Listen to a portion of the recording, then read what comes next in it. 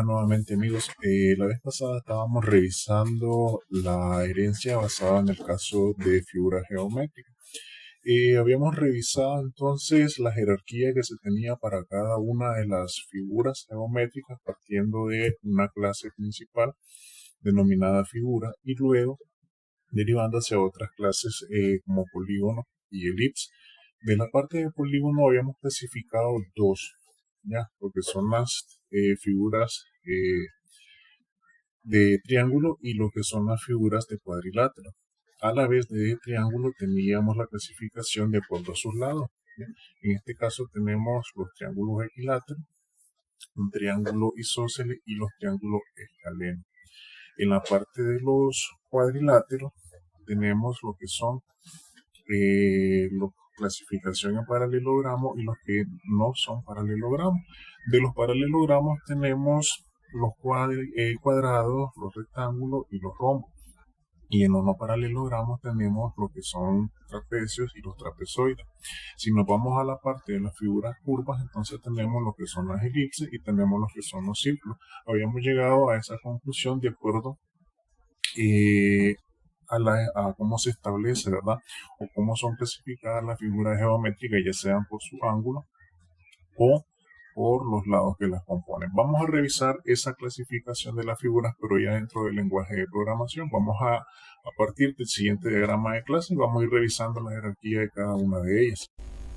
Bien, hemos revisado las figuras de tipo polígono, entre ellas los triángulos y los cuadriláteros. Revisaremos ahora lo que son las figuras curvas, particularmente la elipse y el círculo. ¿Ya? Vamos a iniciar por la definición de elipse, tomándola como una clase base. ¿Ya? Por lo tanto, elipse va a extender de la clase figuras y vamos a agregar, de acuerdo a las características de la elipse, dos variables de instancia. ¿Ya?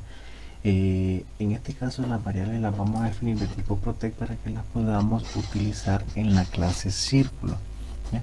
Vamos a tener lo que sería R1 y R2, lo que para una elipse esto llevaría a lo que es el semieje mayor y esta llevaría a lo que es el semieje menor. ¿Qué es lo que sucede? Ok, sucede que si lo miramos desde la elipse, ¿ya? Estamos hablando de que estos valores parten de lo que es de la elipse, ¿ya? Pero eso de esa elipse vamos a revisarlo por acá, vamos comparando lo que estamos hablando. Una elipse, lo que es un semieje mayor y un semieje menor.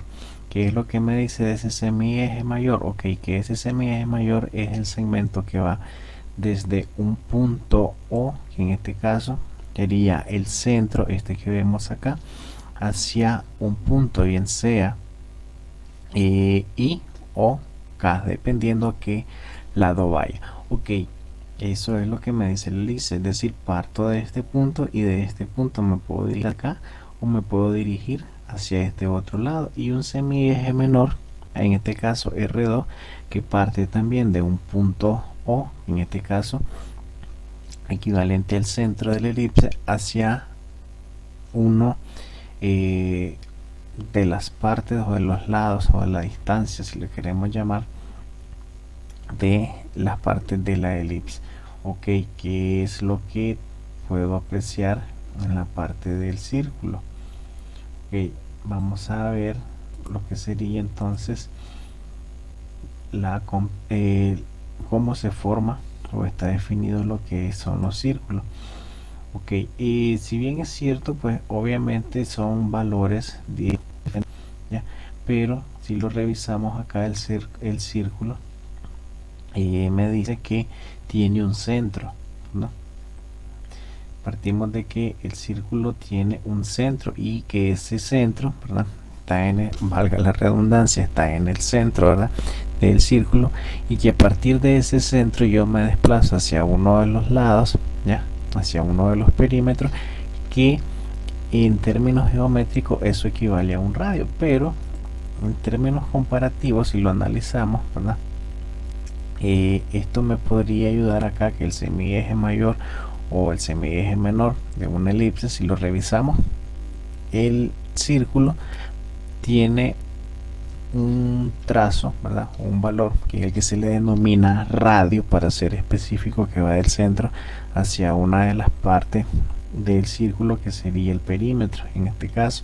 O sea, esto es equivalente a un radio en términos del círculo. Si lo asociamos a la elipse, si lo podemos comparar con la elipse, tendríamos que sería algo así como parecido. Este semieje mayor que hemos definido ya nosotros acá en la elipse, en términos de un círculo, podría ser equivalente a lo que sería el radio. Ok, y partiendo de ese hecho, decíamos, vamos a definir acá entonces estos valores, ¿ya? Uno de ellos protegido, el que consideraríamos como radio, ¿ya?, al pasar al círculo, y el otro que es el semieje menor de la elipse. Vamos a tener la definición del constructor de elipse, que nos permita crear una instancia de elipse con valores por default, y vamos a tener una sobrecarga de ese constructor que nos permita asignarle o crear una instancia con los valores del semieje mayor y el semieje menor, si es que estos son conocidos, y vamos a establecer los métodos get y set para estos valores o variables de instancia. Vamos a definir entonces las operaciones o métodos que nos permiten trabajar con la elipse, y en ella vamos a definir calcular el área. Calcular el área de la elipse la podemos basar en que es pi por el valor de el semieje mayor elevado al cuadrado. Eso nos va a permitir determinar el área de una elipse. Vamos a revisarlo por acá. El área de una elipse me dice que es igual a esto, a pi por a por b, cuando a y b son diferentes, ¿verdad? Hay que tener en cuenta eso. Pero me dice que si el valor de los semiejes son iguales, eso me llevaría a aplicar también la fórmula de la circunferencia, o que me llevaría también a aplicar la fórmula del área del círculo. En otras palabras, yo podría aplicar, si el valor de los semiejes de la elipse son iguales, yo podría perfectamente aplicar esta ecuación, o sea, aplicar la ecuación del círculo, que sería equivalente a pi por r al cuadrado, ¿ya? O bien esta particularmente sería igual al diámetro, ¿ya?, elevado al cuadrado, según las definiciones que se tienen para el círculo, ¿verdad? Para comprobarlo vamos a revisar acá, ¿ya?, y vamos a ver que la ecuación para calcular el área del círculo es prácticamente la que nos estaba presentando acá, ¿ya? Esta ecuación de acá es la misma que se estaba presentando para calcular la elipse, siempre y cuando estos valores sean iguales, ¿ya? Eso es lo que tenemos acá, lo logramos apreciar, son los mismos valores. Entonces podría partir del cálculo del área, considerando que el valor del semieje mayor es igual al valor del semieje menor, o bien puedo hacer una sobrecarga ya particular que me especifica calcular el área de una elipse, donde el valor del eje mayor y el eje menor son diferentes, ¿ya? Y por lo tanto los podemos pasar acá como parámetro y especificar esos valores en el método calcular a lo que me sirve a la vez para hacer una sobrecarga, perdón, para hacer una sobrecarga de lo que sería calcular área, donde entonces aquí ya la ecuación cambiaría, y entonces sí tendría que aplicar la ecuación definida para la elipse, que es la primera, esta de acá, donde el valor de los semiejes son diferentes, y por lo tanto tendría que aplicar esta ecuación para encontrar el área de la elipse. En la parte del perímetro, ya, para calcular el perímetro de la elipse, nos basaremos en la ecuación que se presenta acá. Vamos a tomar la más sencilla, que es equivalente a 2 por pi, ya, multiplicado por la raíz cuadrada de A cuadrado y B cuadrado, donde A cuadrado y B cuadrado corresponden a los semiejes dividido entre 2. Esta es la ecuación que nos permitiría calcular el perímetro para una elipse, es la que hemos definido acá. Ok, y de elipse pasamos hacia la parte de el círculo, donde el círculo extiende o podría extenderse de elipse, ¿ya? Por lo tanto ya tendría definido lo que es el radio, que es el que estamos compartiendo acá, y el que compartimos el semieje. En el caso del elipse es el semieje, pero el caso del círculo lo tomaríamos como el radio, ¿ya? Puesto que ambos podemos ver de que van del centro hacia una distancia en la parte de la elipse, ¿ya? Es el valor de la variable que se hereda.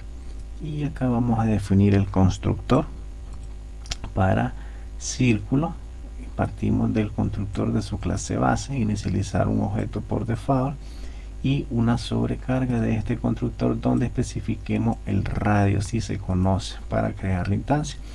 Hacemos la sobreescritura que nos lleva a calcular el área de la elipse, que se basa en llamar al método calcular área de la clase base, que es el primero que habíamos definido acá. Entonces esto nos ahorra volver a definir el método, puesto que está definido en la parte de la elipse siempre y cuando el valor, recuerden, del semieje mayor sea igual al valor del semieje menor. De esta manera yo podría reutilizar eso acá para calcular el área, ¿ya? Reutilizamos, como lo hacemos, llamando, recuerden, superpunto y el método calcular área. Esto me va a dar en realidad el área de la elipse, pero bien, eso es equivalente a tener esta ecuación pi por r al cuadrado, en la que estoy aplicando, pero dice que también el círculo se puede calcular como pi por d al cuadrado, donde d representa el diámetro del círculo, este de acá. ¿Ya? Si conozco el diámetro, que el diámetro es 2 veces el radio, ¿verdad?, del círculo, si lo conozco, si lo puedo calcular, podría aplicar también esta ecuación, que lo es equivalente prácticamente. ¿Ya? El resultado sería equivalente. Es lo que se tiene definido acá para calcular el área de una elipse. Conociendo el diámetro, aplicamos entonces la ecuación para calcular el área de la elipse, que es la que acabamos de comprobar acá. Y luego para calcular el perímetro, ¿ya? Entonces para calcular el perímetro de un círculo, aquí sí hay diferencia entre las dos, ¿ya? Puesto que el perímetro del círculo se determina como 2 por pi por r, o lo que sería también equivalente a pi por el diámetro, ¿ya? Y con esto pues hemos visto cómo están comprendidas la herencia en cada una de las figuras geométricas que hemos analizado y cómo las hemos podido ir definiendo. Solamente hemos definido la estructura interna de la clase. Aún a esta clase vamos a seguir aplicando otro concepto, por lo que vamos a seguir redefiniendo este código. Por eso es que es una primera versión. De hecho, si se fijan en cada una de ellas, es como la primera versión. La vamos a ir mejorando de acuerdo a los nuevos elementos que vayamos agregando. Hasta acá entonces ya hemos definido la estructura interna de las clases de figuras geométricas y hemos visto los conceptos de herencia.